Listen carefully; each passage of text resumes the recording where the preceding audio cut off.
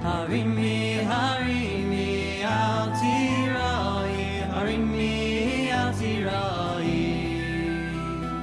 Imri le'arei Yehuda, hinei Elokeichem. Harimi, harimi, al tirai. Hello and welcome to Pirkei Avos with Rabeinu Yonah. We are on chapter 3, Mishnah number 5, Gimel Hey. Rabbi Nechuniah ben Hakana Eimer. Rabbi Nechuniah ben Hakana says, Kol hamakabel alav ol Torah. Whoever accepts upon himself the yoke of Torah.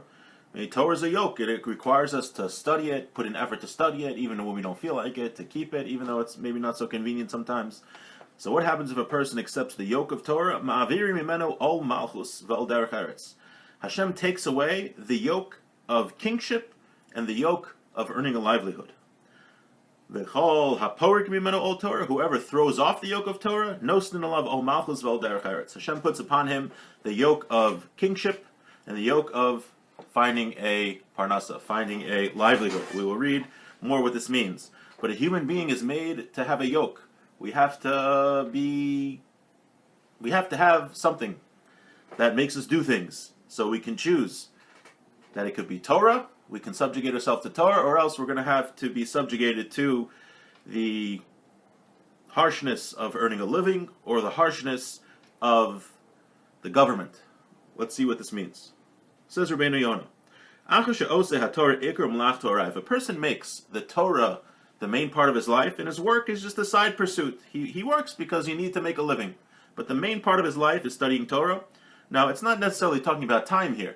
A person might have to work the whole day or many hours, but the main purpose of his life isn't his work, but it's the Torah. Yishmerehu mikora, he will be watched from all evil. V'yishmor es nafsho shleyitztarch levato malimet Torah, and he will be guarded that he won't have to neglect his Torah study. V'lo yinenu b'leiv hamelech halokech nefashos lasos melachto, and the king. And Hashem won't put in the king, right? Back in the day, they used to have a king that can make his subjects do whatever he wants. As a person accepts the yoke of Torah, he doesn't have to worry about the king forcing him to do work. Right? Basically like serfs, they just had to do whatever the king said. They didn't have a choice. So if a person accepts the yoke of Torah, then he does not have to worry about that. He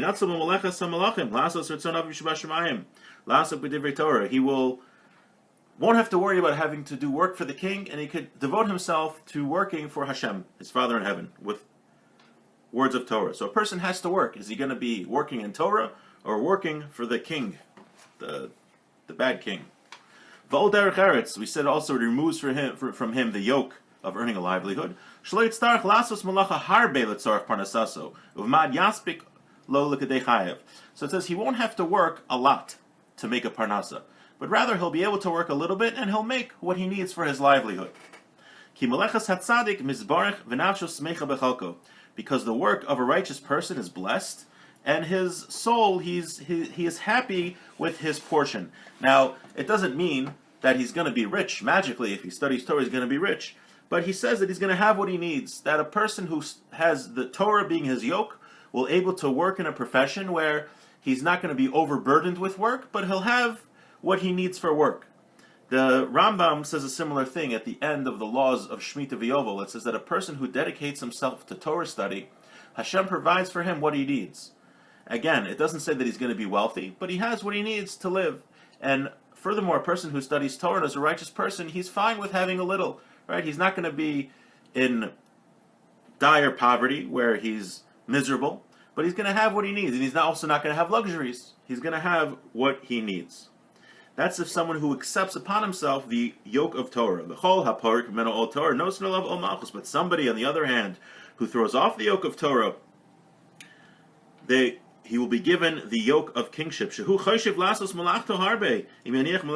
person doesn't work in Torah, he calls it malechas Torah, the work of Torah, because Torah is hard work. To know it well, anything good in life takes hard work. So Torah also takes hard work. It's very rewarding, but it takes hard work. So someone who throws off the yoke of Torah, the hard work of Torah, the king is going to make him do work. V'Hashem mefer machshavaisav. V'yitin b'leiv hamelech lekachto lasas malacha. Right? The guy thinks, you know what? I'm not going to study a lot of Torah. I just want to relax. All of a sudden, he's going to find that he's going to be busy with other things. Just like a stream of water, the heart of a king is in the hand of God. Whatever Hashem wants, the king's going to do. So if a person thinks that he's going to have all this free time, he doesn't have to study Torah. Nope, look, the king just asked you to build a moat or something. Then obviously you could apply it to today's situations. Or he will have the yoke of working. He's going to be forced to work very hard to just earn a livelihood, and he's going to have to go from place to place. It'll be very difficult for him. And even when he makes enough money, he's not going to be happy with what he has. And this whole life he's going to be spending just trying to become wealthy for emptiness. Just become richer and richer, wealthier and wealthier. As it says in Koheles, someone who loves money will never be satisfied with money. So somebody who throws away the yoke of Torah says, you know what, I don't want to study Torah. Instead, I'm going to put all my efforts into making a lot of money. Such a person, Rabeinu Yonah says, will never be happy because he'll always want more money, and he will never be fulfilled. And all of his days will be in pain.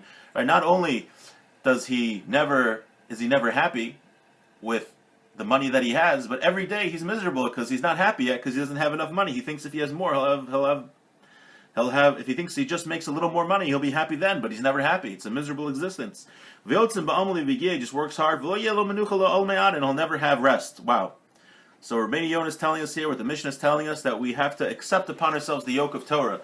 The yoke means that it's difficult. We study Torah. We make a set time to study Torah, even when it's very difficult.